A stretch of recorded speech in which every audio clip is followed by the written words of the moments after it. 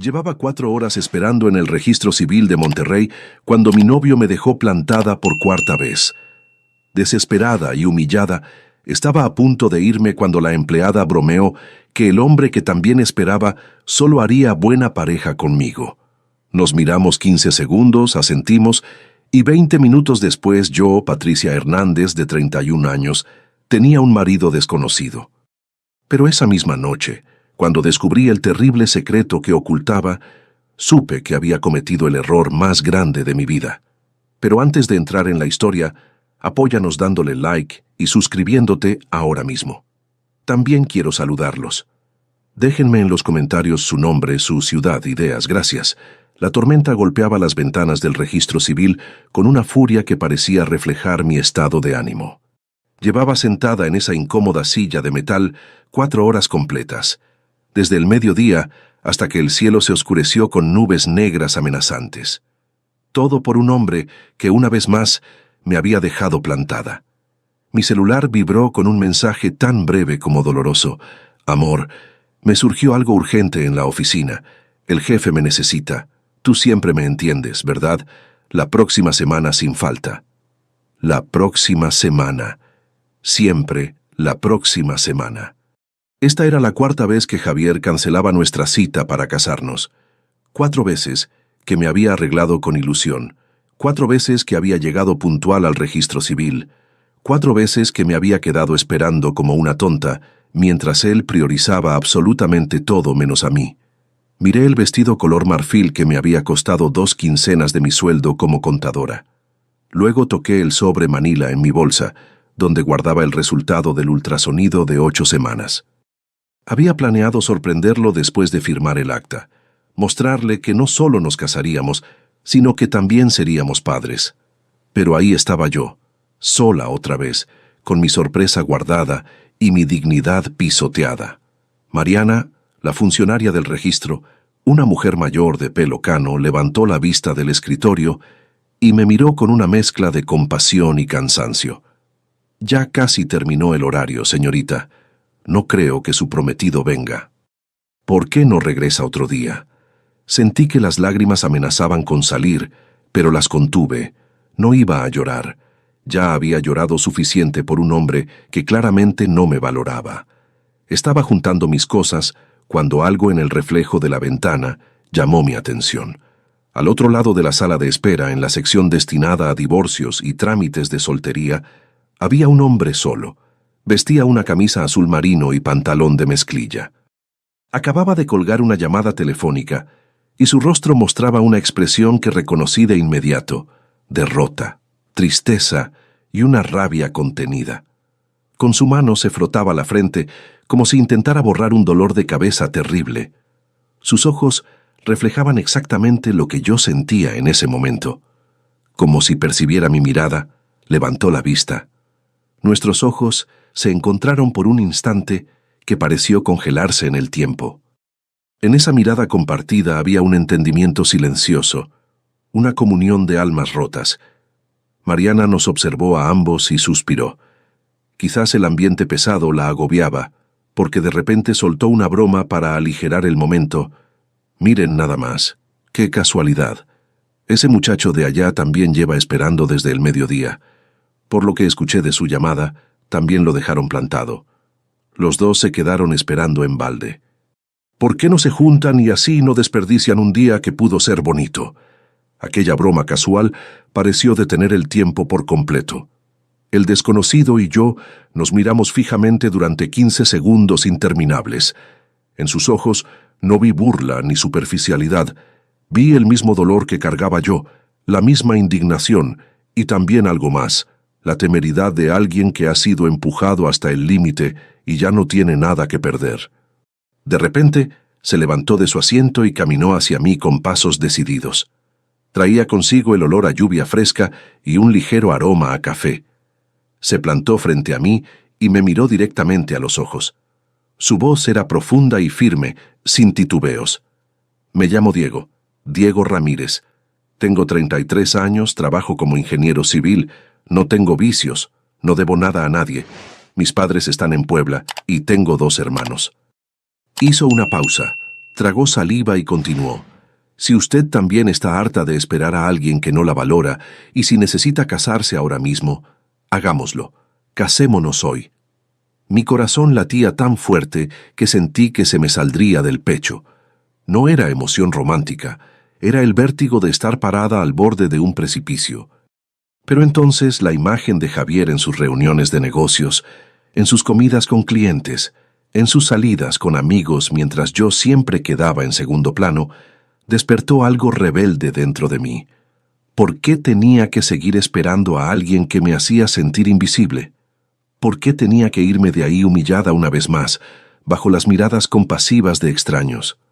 Mi hijo merecía un padre presente, no promesas vacías. Apreté mi bolsa contra mi pecho, levanté la cabeza y miré a Diego a los ojos. En un momento de locura absoluta, de esos que cambian el curso de una vida entera, asentí. Está bien. Me llamo Patricia. Patricia Hernández. Tengo 31 años. Traigo todos mis papeles conmigo. Mariana se quedó con la boca abierta, sus ojos casi saliéndose de sus anteojos de pasta. Claramente no esperaba que su broma se convirtiera en realidad. Pero como ambos teníamos nuestros certificados de soltería listos, nuestras identificaciones en orden y todos los requisitos cumplidos, el trámite fue sorprendentemente rápido. 20 minutos después, con el sonido seco del sello estampándose sobre el papel oficial, Diego Ramírez y yo nos convertimos legalmente en marido y mujer. Sostuve el acta de matrimonio que todavía olía a tinta fresca y miré al hombre que acababa de convertirse en mi esposo. Una sensación de irrealidad me invadió por completo. ¿Qué había hecho? ¿En qué momento mi vida había dado este giro tan drástico? Diego guardó su copia del documento en el bolsillo de su camisa y se giró para mirarme. Sus ojos carecían de cualquier calidez o emoción. Solo reflejaban la dura realidad de lo que acabábamos de hacer. Vámonos. Ya no hay vuelta atrás. Salimos del registro civil bajo la lluvia torrencial. El agua fría me golpeaba la cara, pero apenas la sentía. Mi mente estaba aturdida, procesando lo que acababa de suceder. Había entrado a ese lugar como la novia abandonada de Javier. Salía como la esposa legal de un completo desconocido. Diego me llevó a su camioneta, una pick-up blanca, algo vieja pero limpia. Manejó en silencio por las calles mojadas de Monterrey mientras yo miraba por la ventana, preguntándome si había perdido la razón por completo. Finalmente llegamos a un edificio de departamentos en la colonia del Valle. No era lujoso, pero tampoco era malo. Clase media trabajadora. Subimos al tercer piso sin decirnos una palabra. El departamento de Diego era pequeño y austero. Las paredes blancas estaban desnudas, sin fotografías ni decoraciones. Los muebles eran básicos y funcionales. Un sillón gris, una mesa de madera sencilla, una televisión pequeña. Todo estaba limpio pero impersonal, como si nadie realmente viviera ahí, como si fuera solo un lugar para dormir. Esta era mi noche de bodas. Sin velas, sin música, sin flores, sin promesas de amor eterno. Solo el silencio incómodo de dos extraños que acababan de unir sus vidas por un pedazo de papel y un arranque de desesperación. Diego fue a la cocina y volvió con un vaso de agua. Lo dejó sobre la mesita frente a mí y se sentó en la silla del otro lado manteniendo una distancia respetuosa. Me miró con seriedad. Creo que tenemos que hablar con honestidad. Bebí un sorbo de agua. Mi garganta estaba seca. Asentí esperando lo que vendría. Diego se reclinó en la silla y suspiró profundamente. Su voz se volvió más grave, cargada de un peso que no podía ocultar. Mi hermana pequeña está muy enferma. Tiene leucemia en etapa avanzada. Los médicos dicen que necesita un trasplante urgente de médula ósea. Me quedé helada. El vaso tembló en mi mano. Diego continuó, su mirada perdida en algún punto del piso. Encontramos un donante compatible en el extranjero, pero el procedimiento cuesta una fortuna. El seguro no cubre todo. Necesito el dinero urgentemente o mi hermana va a morir. Cada palabra era como una piedra pesada cayendo en un lago tranquilo, creando ondas que alteraban toda la superficie. Mi prometida. Diego hizo una pausa amarga. Mi ex prometida me dejó hace 2 meses, cuando se enteró de la enfermedad de mi hermana.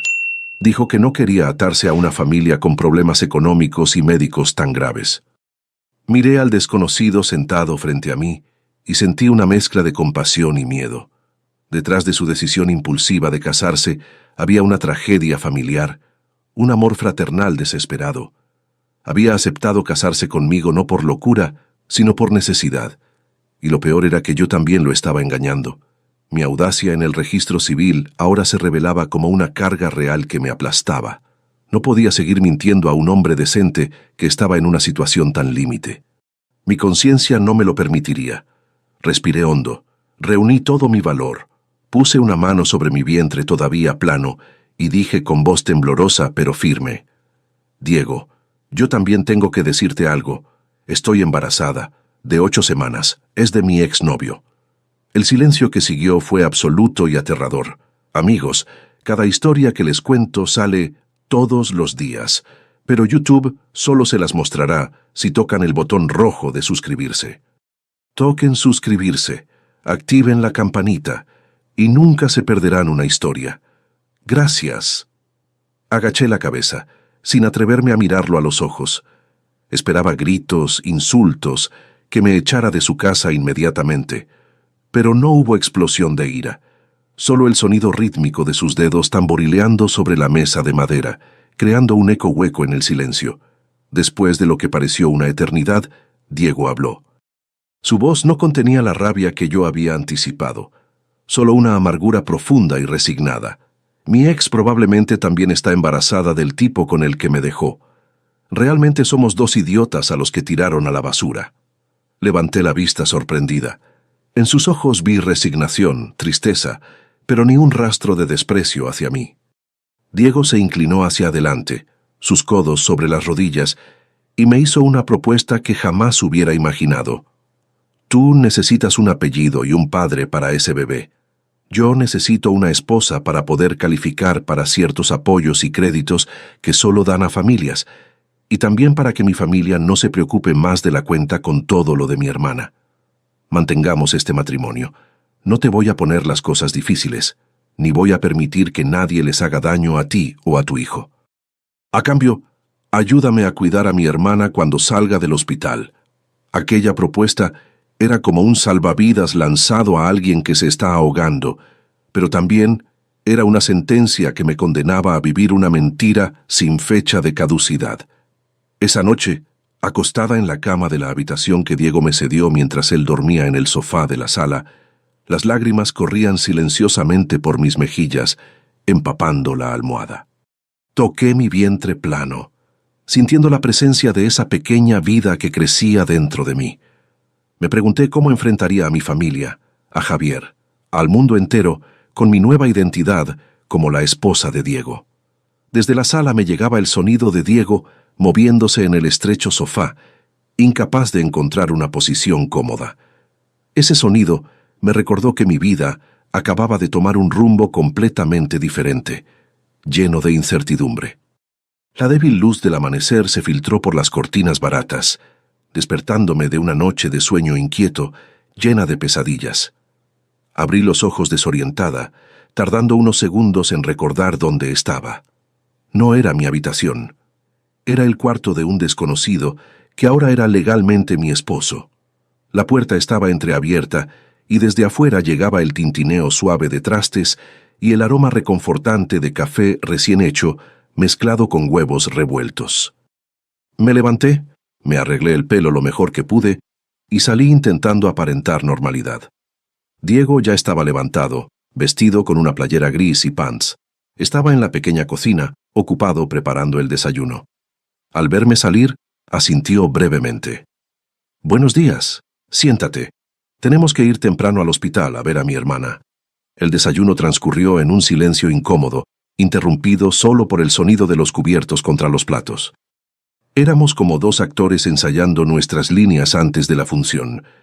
Diego me dio información básica para que nuestra historia cuadrara ante su familia. Éramos amigos desde hacía un par de años. Nos habíamos reencontrado recientemente. Los sentimientos surgieron de forma natural y decidimos casarnos porque nos llevábamos bien. No fue un impulso del momento, sino algo que veníamos considerando. La camioneta de Diego se detuvo frente al hospital universitario. El olor a desinfectante y la atmósfera pesada me golpearon apenas cruzamos las puertas. Apreté el asa de mi bolsa con las manos sudorosas y frías. Un sentimiento de culpa me ahogaba al pensar que iba a engañar a una familia que estaba pasando por algo tan terrible. La hermana de Diego, Valeria, yacía en una cama de hospital impecablemente blanca. Tenía apenas 23 años, pero se veía mucho más joven y frágil. Su cuerpo estaba demacrado por los tratamientos de quimioterapia. Había perdido todo su cabello y usaba una mascada rosa pálido cubriéndole la cabeza. Pero cuando nos vio entrar a Diego y a mí, tomados de la mano, sus ojos cansados se iluminaron con una vitalidad sorprendente. «Hermano, ¿ella es...?» preguntó Valeria con voz débil pero esperanzada. «Sí, vale. Ella es Patricia, mi esposa», dijo Diego, apretando suavemente mi mano como dándome valor. Valeria intentó incorporarse. Me apresuré a ayudarla. Ella tomó mi mano libre, una mano delgada como un pajarito pero cálida. Me miró con los ojos llenos de lágrimas de felicidad. Qué bueno que por fin mi hermano encontró a alguien. Estaba tan preocupada por él, tan solo desde que esa tonta lo dejó. Se quitó con dificultad una pulsera de plata con un dije de corazón que llevaba en la muñeca. Insistió en ponérmela. «Esto me lo regaló mi abuela antes de morir. Quiero que tú lo tengas. Cuida mucho a mi hermano, ¿sí? Él es muy bueno, pero a veces no sabe cómo pedir ayuda». Sosteniendo la pulsera y viendo su sonrisa sincera, llena de esperanza, las lágrimas brotaron sin control. No lloré solo de emoción, sino también de vergüenza ante la honestidad de aquella chica que luchaba por su vida. Al salir del hospital, mi ánimo estaba por los suelos. El peso de la mentira me aplastaba. Mi celular comenzó a sonar insistentemente en mi bolsa. Era Javier. Su nombre en la pantalla hizo que mi corazón se encogiera de dolor mezclado con ira. Miré a Diego y él asintió indicándome que contestara. Respiré hondo y deslicé el dedo para aceptar la llamada. «¿Dónde andas, Patty? Voy por ti para que comamos juntos y compensar lo de ayer. Me quedé dormido después de unas copas con los del trabajo. Ya sabes cómo es». La voz de Javier sonaba despreocupada y casual, como si dejarme plantada en el registro civil fuera algo tan insignificante como olvidarse de comprar leche. La rabia acumulada de meses estalló dentro de mí. Respondí con una frialdad que yo misma no reconocí en mi voz. «No hace falta, Javier. Estoy ocupada disfrutando mi luna de miel». Hubo un segundo de silencio al otro lado de la línea, seguido de una risa incrédula. «Ay, amor», otra vez enojada. «¿Cuál luna de miel? Ya no juegues». No dije nada más. Saqué mi celular, tomé una foto del acta de matrimonio roja que traía en mi bolsa y se la envié por WhatsApp. Luego colgué. Menos de 2 minutos después, mi teléfono explotó con mensajes de Javier llenos de rencor y amenazas. «¿Qué hiciste, estúpida? ¿Te casaste con otro? Estás embarazada de mí, hijo. No vas a poder escaparte de mí. Te veo ahora mismo, o voy a tu trabajo y armo un show que nunca vas a olvidar». Diego alcanzó a ver la pantalla de mi celular. No preguntó mucho. Simplemente arrancó la camioneta, su mandíbula tensa. «Súbete. Te llevo a esa cita. Ahora eres mi esposa legalmente y no voy a permitir que nadie te intimide, aunque sea el padre de tu bebé». La cafetería estaba en una esquina tranquila, cerca de mi oficina. A esa hora de la mañana estaba casi vacía. Javier ya estaba ahí esperando. Su aspecto era deplorable. Camisa arrugada, ojos rojos e hinchados, barba de varios días sin rasurar. Al vernos entrar juntos a Diego y a mí, su mirada brilló con sorpresa, que rápidamente se transformó en desprecio. Se recargó en la silla con aire de superioridad. «Siéntate, Patricia, y dile a tu nuevo maridito de utilería que se vaya. Esto es entre tú y yo». Diego no se inmutó ante el insulto. Con calma me acercó una silla y se sentó tranquilamente a mi lado, pidiendo un café al mesero. Su serenidad contrastaba brutalmente con la agresividad de Javier. Miré fijamente al hombre con quien había compartido 2 años y medio de mi vida. Le pregunté con una frialdad que no sabía que poseía. «¿Para qué me citaste, Javier? Si es para decir tonterías, no tengo tiempo». Javier sonrió con desdén. inclinándose hacia adelante sobre la mesa. No seas infantil, Patty. Sé que estás enojada por lo de ayer, pero tengo mis razones. Me van a promover a gerente de la sucursal, pero la condición es que me case con la sobrina del director regional. Me quedé helada. Entonces esa era la verdadera razón. No me había dejado plantada por descuido o por trabajo. Me había abandonado porque estaba ocupado escalando en su carrera a costa de lo que fuera. Javier continuó hablando como si me estuviera haciendo un gran favor. Casarme con ella es solo por negocios, un trámite. Tú sabes que te quiero a ti. Aborta ese bebé. Sé mi amante y te mantengo bien. Te rento un departamento bonito, te compro un coche, no te va a faltar nada. Cada palabra era como veneno puro. Quería que abortara a mi hijo, que fuera su amante secreta. ¿Qué se creía que era yo? La ira me hizo temblar de pies a cabeza. No pude contenerme más. Tomé el vaso de agua que tenía enfrente y se lo arrojé directo a la cara. Miserable. Cállate la boca. Grité sin importarme las miradas de las pocas personas en la cafetería. Javier, empapado y furioso, se levantó de un salto. Levantó la mano para abofetearme. «Zorra loca, ¿cómo te atreves?» Pero antes de que su mano me alcanzara, otra mano fuerte como el acero la detuvo en el aire. Diego se había puesto de pie, agarró la muñeca de Javier con fuerza y lo empujó de vuelta a su asiento. Su voz era baja pero amenazante. «Esto es México. Golpear a una mujer es delito. Golpear a mi mujer es algo que no voy a tolerar». Javier se sobó la muñeca adolorida, fulminando a Diego con la mirada. «¿Y tú quién te crees? ¿Sabes quién soy yo? Con una llamada puedo hacer que pierdas tu trabajo». Diego se ajustó el cuello de la camisa, mirando a Javier con una mezcla de lástima y disgusto. «No necesito saber quién eres, pero sé que estás acosando a mi esposa.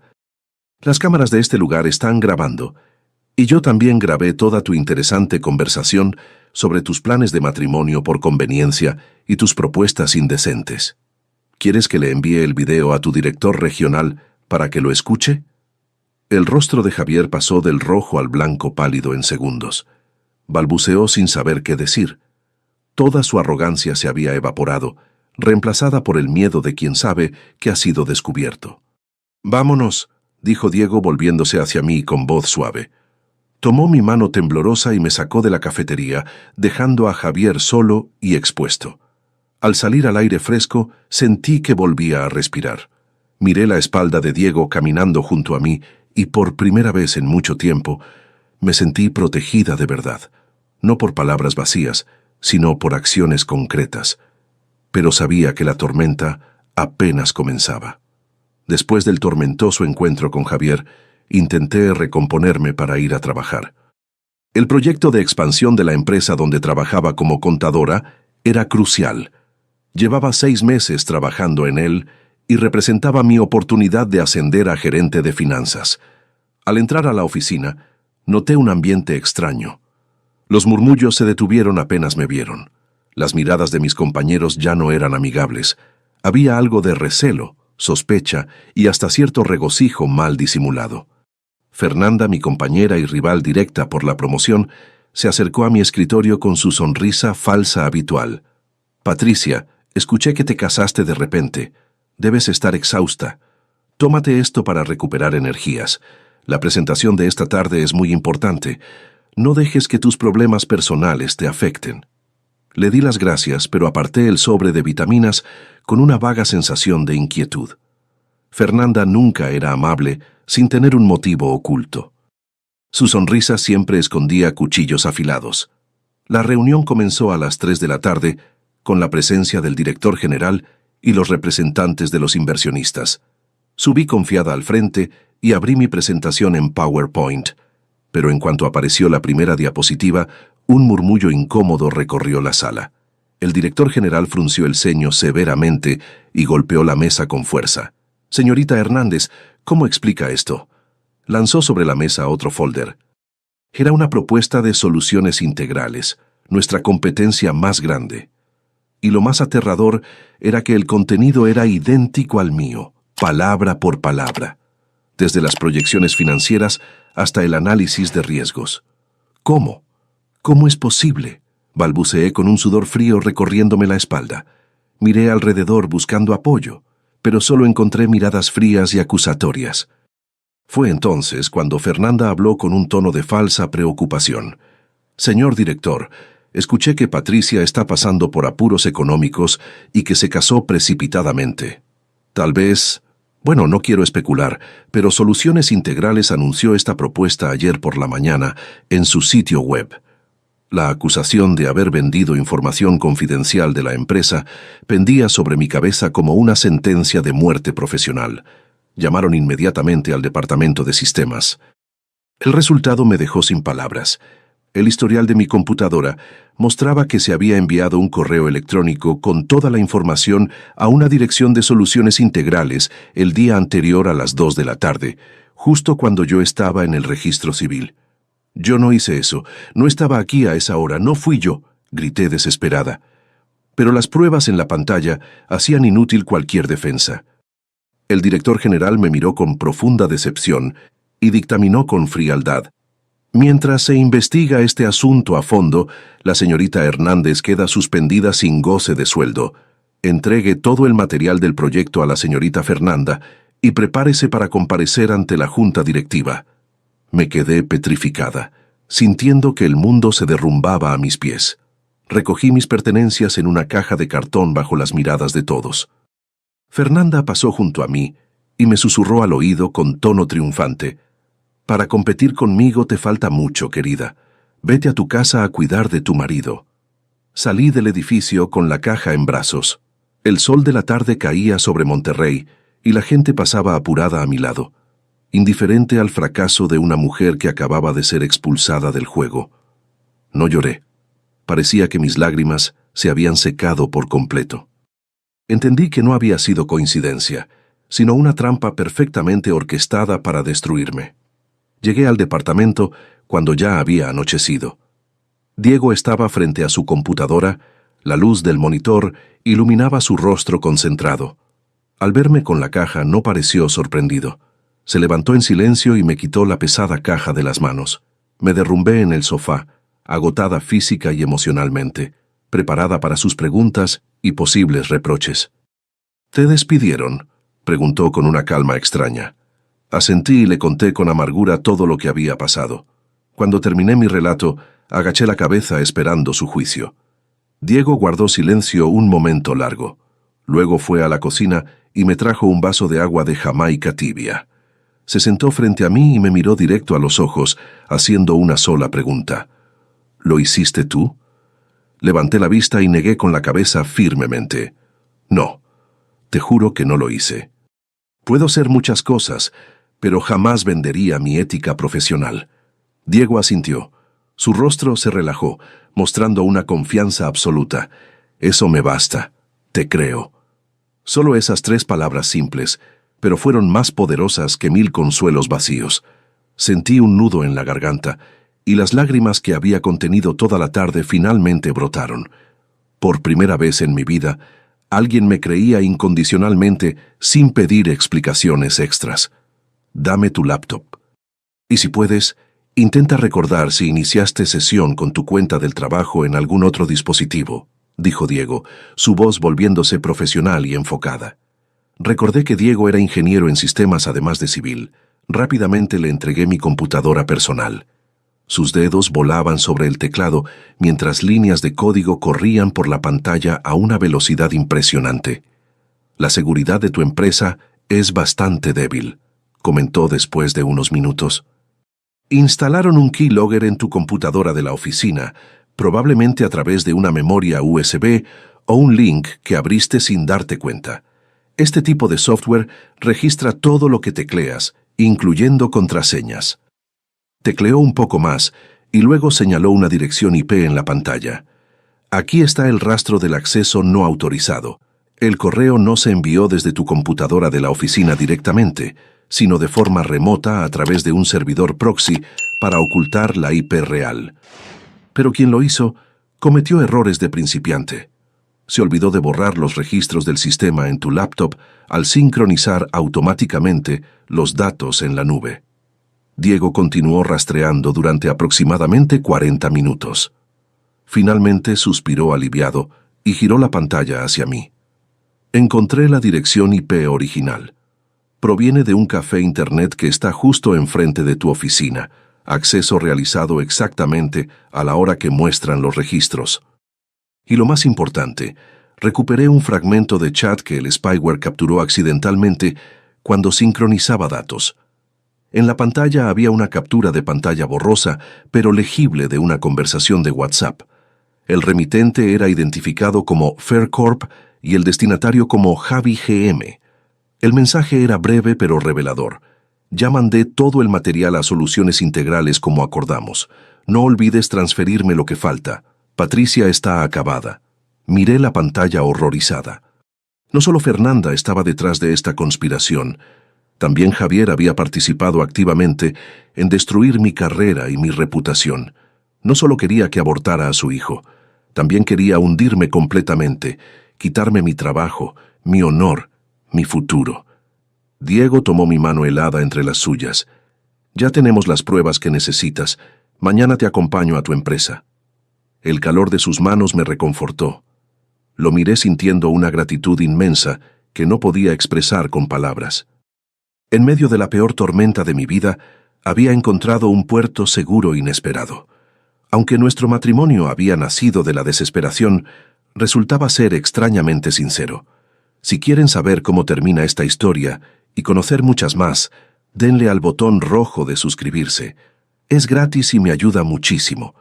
Después de conseguir todas las pruebas que Diego había recopilado meticulosamente, no las envié inmediatamente a la dirección de la empresa. Me senté en silencio mirando los documentos impresos, con una mezcla compleja de sentimientos. La traición de Fernanda y Javier me repugnaba profundamente, pero al pensar en la situación de Fernanda, dudé por un momento. Fernanda era madre soltera. Su hijo de 7 años tenía problemas graves de riñón y necesitaba diálisis constante. Todo el mundo en la oficina lo sabía.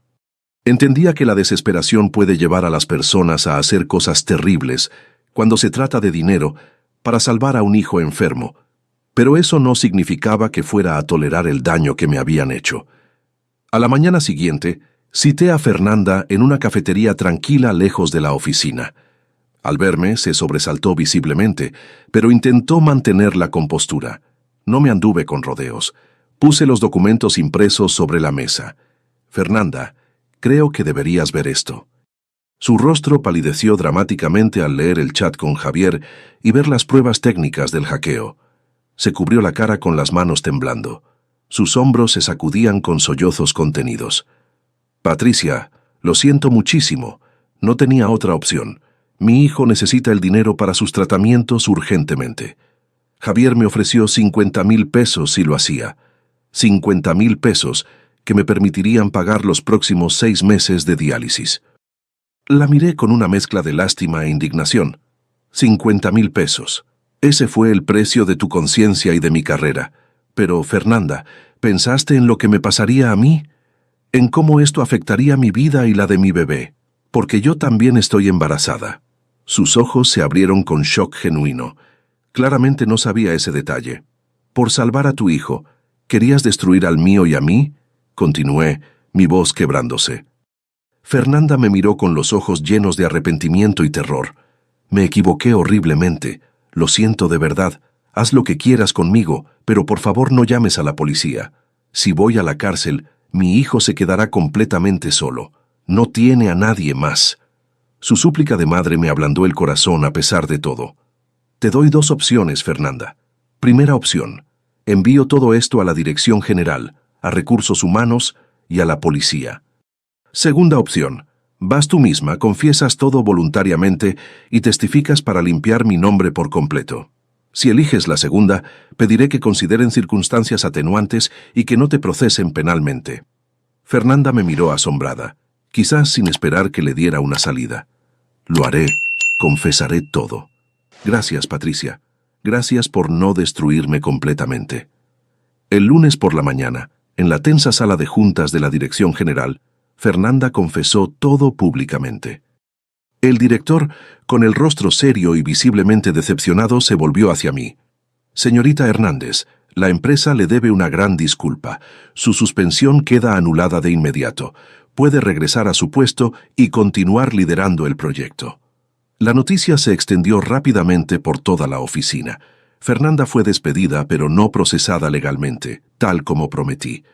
En cuanto a Javier, el ascenso a gerente con el que tanto soñaba se desvaneció en el aire.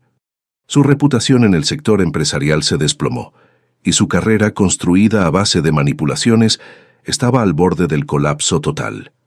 Esa noche, mientras Diego y yo cenábamos tranquilamente, unos golpes violentos y fuertes resonaron en la puerta del departamento. Era Javier gritando como un loco desquiciado: «Patricia, sal de ahí, maldita. ¿Cómo te atreves a arruinarme la vida?» Me asusté terriblemente.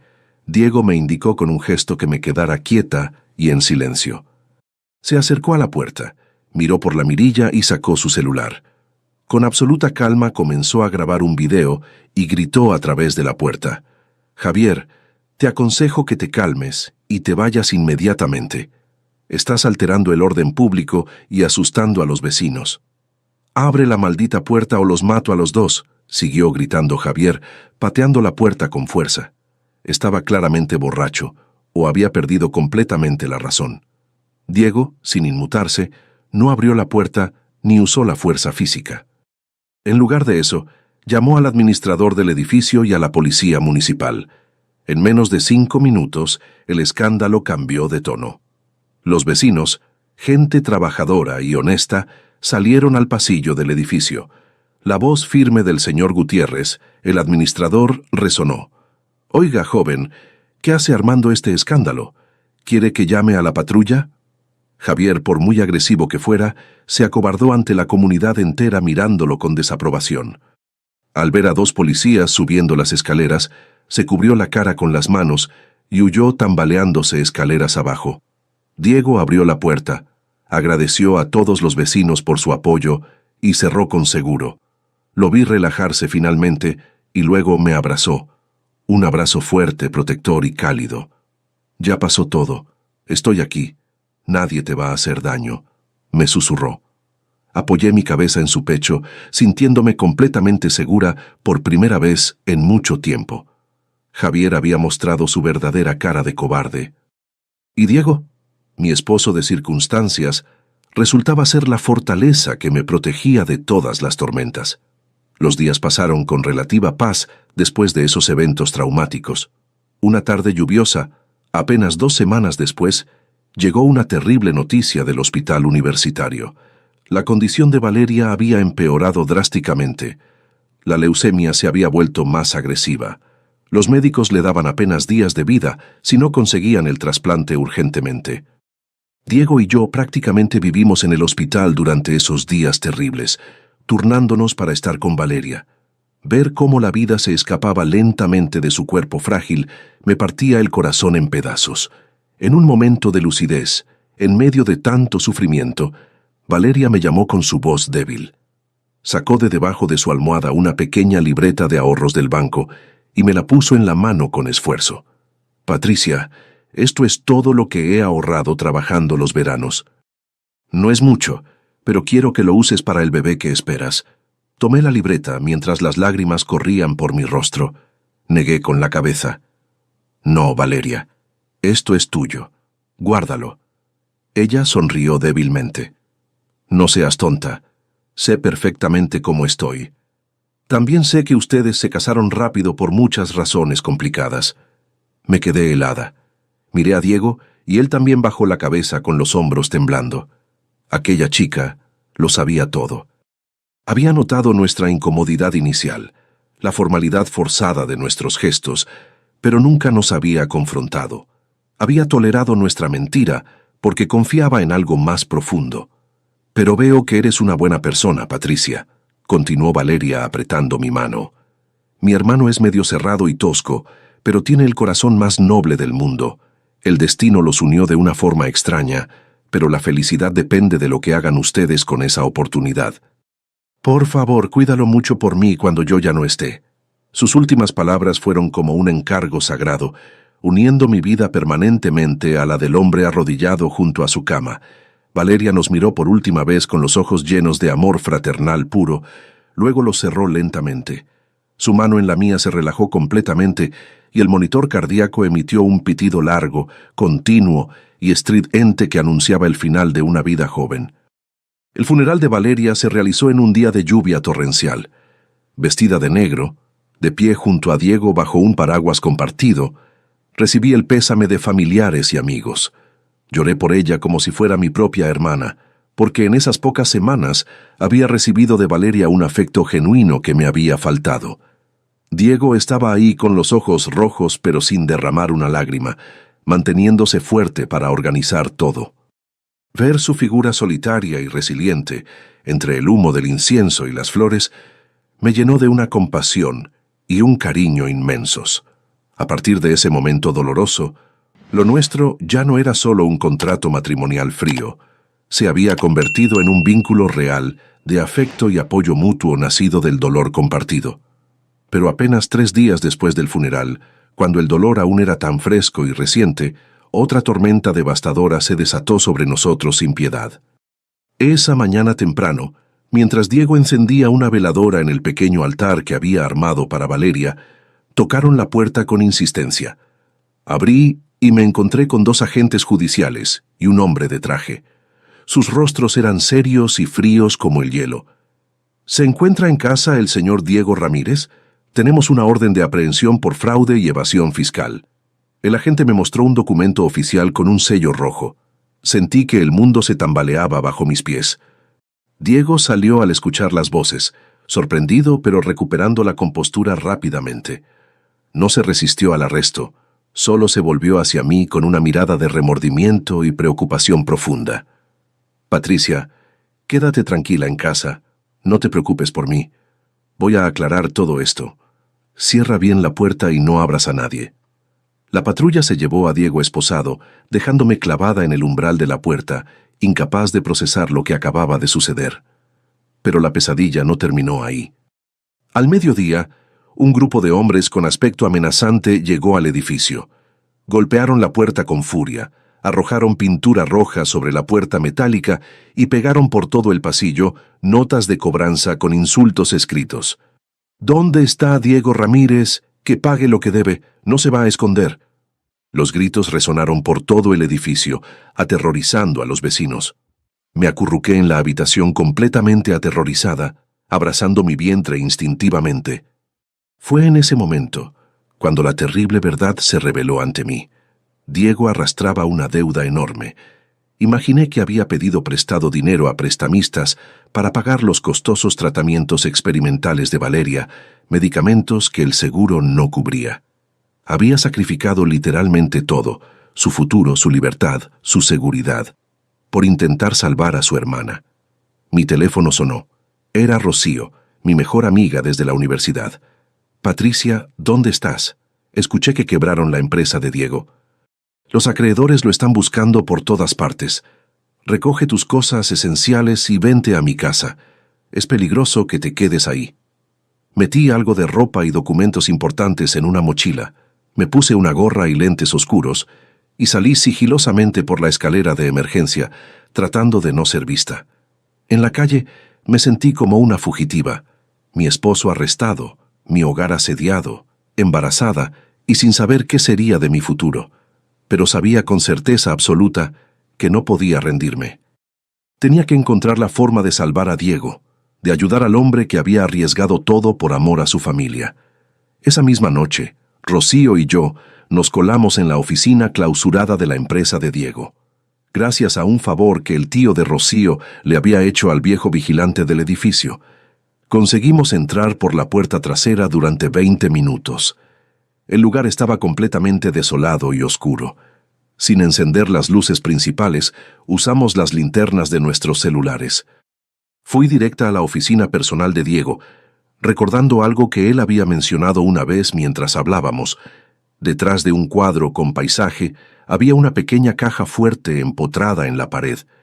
Introduje temblorosa la fecha de nacimiento de Valeria como contraseña. La puerta se abrió con un clic suave. Dentro no había dinero ni joyas, solo un montón de papeles y un diario de piel café gastado. Lo abrí con manos temblorosas. Era el diario personal de Diego. En él relataba con detalle desgarrador su lucha desesperada por salvar a Valeria. El doctor dice que un nuevo tratamiento experimental podría darle 6 meses más de vida, tal vez un año. Pero cuesta una fortuna absoluta. Vendí mi coche, hipotequé el departamento, pero aún no es suficiente. En otra página su letra era temblorosa y desesperada. Don Mauricio Vega, el tío de Javier, me ofreció un préstamo de su financiera Crédito Fácil. Sé perfectamente que es una trampa, un préstamo con intereses usureros y legales, pero no tengo ninguna otra opción. Valeria sufre cada hora que pasa sin el tratamiento. Las lágrimas empañaron las palabras mientras leía. Vi a Diego completamente solo en las noches, debatiéndose entre su honor personal y la vida de su hermana pequeña. Los contratos que encontramos en la caja fuerte confirmaban la trampa perfecta. Préstamos que se habían documentado inicialmente como comerciales, pero que luego fueron convertidos maliciosamente en deudas personales, con intereses estratosféricos que se duplicaban cada mes. Diego no era un estafador ni un defraudador. Era la víctima inocente de una red de usura organizada, tendida precisamente por las mismas personas que ahora querían destruirlo completamente. Javier y su tío, aprovechándose del amor desesperado de un hermano. Mira esto, Patricia. Rocío me mostró otros documentos cruciales. Eran los comprobantes y recibos de todas las transferencias bancarias del dinero prestado, enviado directamente al hospital para pagar facturas médicas y medicamentos. Ni un solo peso había ido a su cuenta personal o se había gastado en otra cosa. Abracé el diario y los papeles contra mi pecho. Mi esposo, a quien alguna vez consideré un extraño, había soportado una tormenta terrible completamente solo, sin decirme nada para no preocuparme. Ahora me tocaba a mí luchar por él con todo lo que tenía. Regresé a casa de Rocío a las 3 de la madrugada, pero no tenía sueño. La indignación y la determinación me mantenían completamente despierta. A la mañana siguiente temprano, reuní todas las joyas que mi abuela me había heredado, junto con mis pequeños ahorros destinados al bebé, y vendí absolutamente todo. No sentí ni el menor arrepentimiento, aunque ese dinero representaba mi seguridad. Pero no era suficiente para contratar a un buen abogado penalista y cubrir las exigencias mínimas de la investigación. Fui directamente a la oficina de mi jefe en la empresa. Le pedí un adelanto de un año completo de mi sueldo, sabiendo que era una petición enorme. Mi jefe me miró con preocupación genuina. Patricia, ¿has pensado bien esto? Tu esposo enfrenta acusaciones muy graves. Es muy probable que vaya a prisión varios años. Invertir todo tu dinero en esto puede ser tirarlo a la basura. Tienes que pensar en el bebé que viene en camino. Le respondí con la cabeza en alto y voz firme. Señor, él no es ningún estafador. Solo es un buen hermano que fue acorralado por circunstancias terribles. Si lo abandono ahora cuando más me necesita, me arrepentiré cada día del resto de mi vida. Con ese dinero contraté al mejor abogado penalista de Monterrey, altamente recomendado por el tío abogado de Rocío. El día de la visita conyugal en el reclusorio, me levanté antes del amanecer. Preparé con mis propias manos caldo de res con verduras, la comida favorita de Diego según me había contado.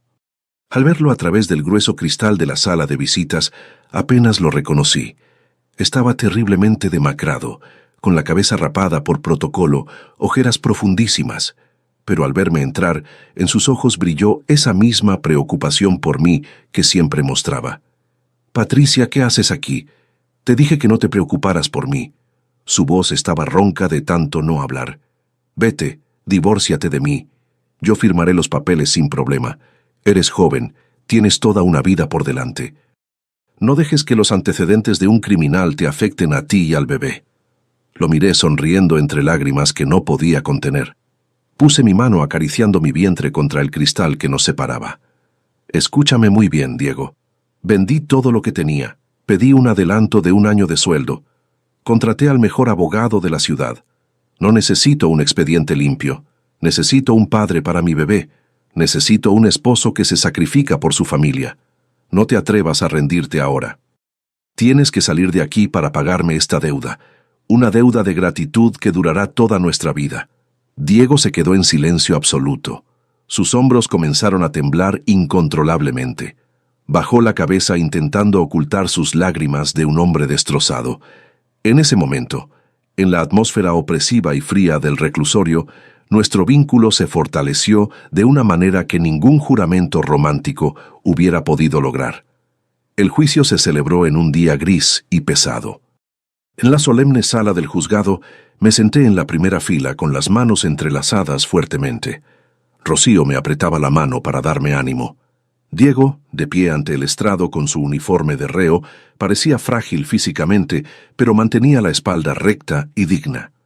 El fiscal leyó los cargos con voz monótona. Fraude, apropiación indebida, evasión fiscal, grandes sumas de dinero involucradas. Cada palabra era como un clavo en el ataúd de mi esposo. Cuando llegó el turno de la defensa, nuestro abogado, un hombre mayor, sereno y experimentado, se levantó con calma. Presentó metódicamente al tribunal el diario personal de Diego, todas las facturas del hospital, los recibos de medicamentos y, sobre todo, los contratos fraudulentos de la financiera de don Mauricio. Señorías, el acusado Diego Ramírez nunca tuvo la intención de apropiarse de ningún bien para beneficio personal. Actuó bajo un estado de necesidad extrema para intentar salvar la vida de su hermana menor. Y lo más importante, fue víctima clara de una red organizada de usura disfrazada de servicios financieros legítimos. La sala murmuró con sorpresa cuando el abogado reveló la conexión directa entre Javier y don Mauricio, junto con mensajes de texto que probaban que habían presionado y manipulado a Diego para firmar contratos en blanco, aprovechándose de su desesperación. La mirada del juez presidente se suavizó visiblemente al considerar los atenuantes presentados. Historial impecable, primer delito, motivación por amor familiar y claros esfuerzos por reparar cualquier daño causado. Contuve la respiración cuando el juez anunció: el acusado Diego Ramírez es culpable de un delito menor de administración desleal. Sin embargo, considerando los numerosos y poderosos atenuantes, que fue víctima de una trampa, que no actuó con ánimo de lucro personal y que toda su conducta fue motivada por amor fraternal, este tribunal dicta una sentencia de 3 años de prisión con suspensión condicional de la pena durante un periodo de prueba de 5 años. El acusado queda en libertad inmediata. El mazo golpeó la madera poniendo fin oficial a nuestra pesadilla. Rompí a llorar, abrazando fuertemente a Rocío. Eran lágrimas de alivio y felicidad mezcladas. Diego se volvió para mirarme con los ojos completamente rojos. Aunque su expediente quedaría manchado para siempre, al menos estaba libre y conmigo. Salimos del juzgado bajo un cielo que comenzaba a despejarse. Unos tímidos rayos de sol iluminaban el camino que teníamos por delante. Sabía que estaría lleno de obstáculos y dificultades, pero lo recorreríamos juntos, paso a paso. Los meses siguientes fueron extraordinariamente difíciles. La empresa de Diego quebró definitivamente, y todos sus bienes fueron embargados para pagar parte de las deudas. Su reputación como joven ingeniero exitoso fue reemplazada por la etiqueta social de exconvicto. Buscó trabajo incansablemente por todas partes, pero al ver sus antecedentes penales en el sistema, absolutamente todos le cerraban las puertas. Yo seguí trabajando con mi embarazo de 5 meses cada vez más evidente, convirtiéndome en el único sostén económico de nuestra pequeña familia. Ver a Diego cada día más abatido, fumando solo junto a la ventana, mirando la nada, me destrozaba el corazón. Una noche al regresar tarde del trabajo, lo encontré con la cabeza hundida sobre la mesa, la cena que había preparado completamente fría. Lo abracé suavemente por detrás. Amor, no te desanimes así. Si nadie te quiere contratar como ingeniero, haremos otra cosa. Mientras sea trabajo honrado, no hay absolutamente nada de qué avergonzarse. Diego levantó la vista. Sus ojos brillaban con una determinación renovada. Tienes toda la razón. No puedo permitir que mi mujer y mi hijo sufran más por mi culpa. Soy un hombre y tengo que sacar adelante a esta familia como sea. A la mañana siguiente, guardó todos sus trajes en el fondo del closet y se puso el uniforme naranja de una empresa de paquetería. El ingeniero, que solo conocía oficinas con aire acondicionado, Ahora se enfrentaba al sol abrasador del verano de Monterrey, repartiendo paquetes por toda la ciudad en una motocicleta. Una vez lo vi por casualidad, entregando un pedido en un lujoso edificio corporativo, sudando a mares, la ropa sucia de polvo del camino. Irónicamente, el destinatario del paquete era un antiguo empleado suyo. El muchacho se quedó completamente helado al ver a su ex jefe vestido de repartidor. Diego, después de un instante inicial de vergüenza, levantó la cabeza con dignidad y sonrió amablemente. «Aquí está tu paquete, joven. No olvides darme 5 estrellas en la aplicación». El empleado, visiblemente conmovido por su actitud, recibió el paquete con profundo respeto. Diego se fue en su motocicleta. Su figura se perdió entre el tráfico, pequeña pero increíblemente fuerte. Esa noche me entregó el dinero que había ganado durante la semana, un puñado de billetes arrugados. Sus manos, que antes solo conocían teclados y planos, ahora tenían callos y ampollas. Tomé ese dinero ganado con sudor honesto y sentí que valía más que cualquier fortuna del mundo. Estábamos comenzando de nuevo desde las cenizas, desde cero absoluto, sin fama, sin lujos, sin la vida que alguna vez imaginamos. Pero teníamos algo mucho más valioso, el amor y apoyo incondicional de 2 personas que habían aprendido a confiar profundamente una en la otra. Los meses pasaron lentamente. Mi embarazo avanzó sin complicaciones mayores. Diego trabajaba incansablemente, tomando turnos dobles siempre que podía. Una tarde de domingo, mientras descansábamos juntos en el pequeño departamento que ahora rentábamos, sentí la primera patada fuerte de nuestro bebé. «Diego, ven, siente esto», lo llamé emocionada. Puso su mano sobre mi vientre abultado. Cuando sintió la patadita, sus ojos se llenaron de lágrimas de felicidad pura. «Hola, pequeño, soy tu papá. Te prometo que voy a darte la mejor vida que pueda, aunque tenga que trabajar el resto de mis días». Lo abracé fuertemente, sabiendo que habíamos encontrado algo que muchas parejas nunca encuentran. Amor verdadero nacido no de la pasión romántica, sino del apoyo mutuo en los momentos más oscuros. 5 meses después, nació nuestro hijo, un niño hermoso y sano que llenó de luz cada rincón de nuestras vidas. Al mirarlo en mis brazos, con Diego a mi lado exhausto pero radiante de felicidad, recordé aquella tarde lluviosa en el Registro Civil de Monterrey. Ese día, desesperada y humillada, aposté mi futuro completo a un matrimonio con un desconocido. ¿Quién hubiera imaginado que esa apuesta desesperada me traería la familia más hermosa del mundo, un esposo maravilloso y verdadero y una felicidad que nunca supe que existía? A veces, las mejores cosas de la vida nacen de las decisiones más locas, tomadas en los momentos más oscuros, y a veces, el amor verdadero se construye no en días soleados, sino en las tormentas más terribles que la vida nos arroja. Si te gustó esta historia, haz clic en suscríbete y cuéntame en los comentarios qué parte te impresionó. Mañana hay más. Nos vemos allí. Esta narrativa tiene como único propósito inspirar reflexión sobre las relaciones familiares, la importancia de la honestidad emocional, el perdón y el valor del tiempo. No debe interpretarse como consejo médico, psicológico o de ningún otro tipo profesional. Si estás enfrentando una enfermedad grave, conflictos familiares o situaciones emocionales difíciles, busca el apoyo de profesionales cualificados como médicos, terapeutas o consejeros.